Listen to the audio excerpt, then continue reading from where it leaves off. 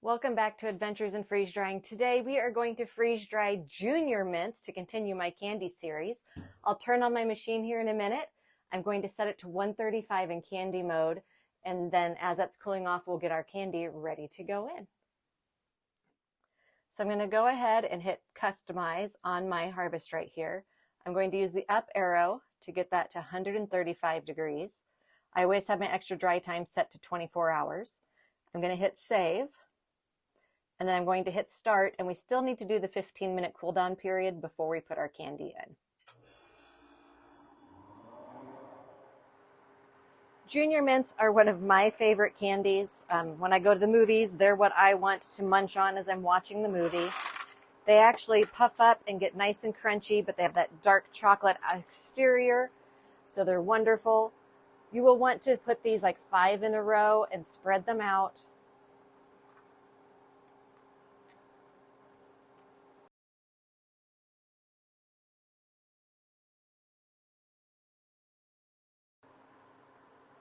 I'm able to get about 1.5 boxes of junior mints per medium tray. Junior mints have like a flat side and like a rounded side. So if you place these on the flat side, they're going to stay in place as you move it to get into your machine just a little bit better. So I'm going to go ahead and finish getting these spread out on my trays, and then we'll be ready to go into the freeze dryer. My machine's been cooling for 15 minutes, and I've got all 4 trays put into my freeze dryer. So we're going to go ahead and get the door closed, and then we will start this candy batch. So we will turn this on to candy process and click continue. I am not going to warm trays for junior mints. They do not need to be warmed, so I'm just going to hit skip. And now we're going to let these go for 6 to 8 hours.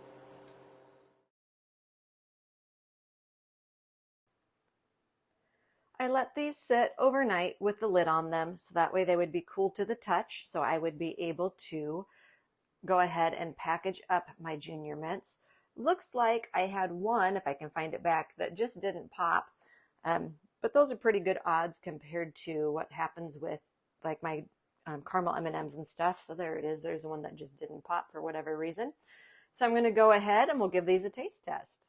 You will know if you've not run your junior mints long enough if when you go to test them, they're not crunchy.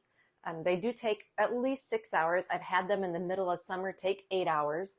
So you need to, test them to make sure they're okay. But they should be crunchy. And